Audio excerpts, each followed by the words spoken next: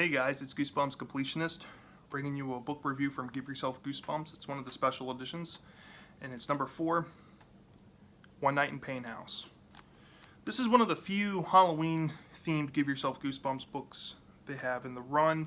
The only other one I think is Trick or Trapped, which I've heard is an inferior book to this from many people, and it is one of the harder to find ones, unfortunately. As well as this one these days. A lot of people want a lot of money for this. I got really lucky with mine. I think I paid like $20 shipped for this. Every other place wants like $75 plus for this. I wouldn't pay that. I would shop around for deals if you really want to read this. But I highly recommend this one. This one is so good. It's a very cool premise. So the main story is centered around you and your best friend Trevor. You have been dared to go into this house that had a movie based on the idea of this house. And the movie is called, the same name of the book, One Night in Payne House. And you have seen the movie, but your friend Trevor hasn't.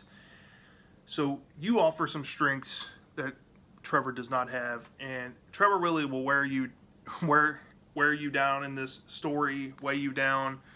Cause if you pick the wrong choice regarding Trevor, it's almost always bad. So you're basically Trevor's babysitter in this story. And you guys go in the house, but you have to pick 3 items from a list of 10 to bring into the house, which I thought was a really cool premise, but turned to find out that those items you pick, they'll send you on either bad endings first, or send you on an alternate route to the same route as you were if you went in without picking any items and you just willy-nilly decided to just pick whatever direction you wanted to go. It did the same effect. I thought going into it that if you picked the wrong 3 items, you would have to go all the way back to the beginning and start over.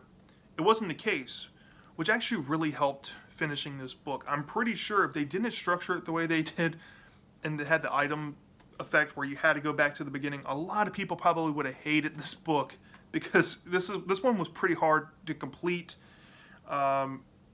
If you went the route of being like, okay, I picked the wrong item, I got to go all the way back. So I abandoned that after like the first 10 minutes and just went willy-nilly, and then I flew through the book. But yeah, mainly this house deals with different rooms and different monsters. As you can see on the cover, there's a cute, cuddly Pomeranian. Not so cute. Pretty ferocious beast. There's some big insects, some headless ghosts, some specters, endless pits to nowhere in this house. Very scary. And they're all colored rooms. They have like a purple room, a red room, a green room, a pink room. And you have to go through all the rooms to figure out which room is the right room. And you'll learn this. It doesn't matter which way you go in the book. It's always going to shove you into one of the rooms. As long as you find your way back to the concentric page where it says, go here, go here, go here. Once you hit all 5 of those, then you'll realize the right path to go on, and then it'll take you to the right ending. Now, the right ending for this, given how serious this book was, it left it on a light note, and you kind of laughed at it because how stupid and desperate you and Trevor are to try to prove to people that you actually went into this house. So the basic premise was you got dared to go into this house, and then you come out, and then somehow you get dared back to go back inside and prove that you were in there. Such a silly story. But my favorite endings, I actually thought that some of these deaths and some of these brutal endings were more satisfying than that ending. Particularly dealing with a closet. There's actually 1 or 2 closet endings that will just unsettle you. And it deals with mainly Trevor, because you're the main character. You don't get to play the story in Trevor's eyes. But there's some endings with Trevor that really get to me. They really do. The scene, there's a point in the book where you have to choose to either abandon Trevor and go on your own, or try to stick with Trevor. And if you abandon Trevor, it gives you one of the silliest endings, which I wasn't a big fan of, but the dark endings made up for this. I imagined it was kind of like 13 Ghosts. I really got that vibe with this book. If you've ever seen that movie 13 Ghosts, that's what I imagine this house to kind of look like, and to give you guys a perspective. A lot of really good dark scenes, well written. It was funny. It had dark humor, dark scenes. Imagery was there. I like the map function. There's a cool map function in this book that lays out the entire house. I like the rooms. Each room had its own personality, its own twist, its own monster. That was cool. And especially that closet scene was fantastic. But do I have any negatives with this? A little one. And I'm not going to deduct major points off for this one. I probably would deduct 0.1 if I had to for anything. It would be that it's supposed to be the actual ending of the book, I feel. The one where it was just kind of meh. It was all for nothing, kind of.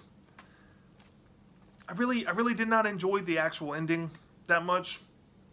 So that's why I deducted 0.1 off. But for the most part, everything else about this book was super fun, super spectacular, really stand out. Halloween story for the most part. It does take place on Halloween.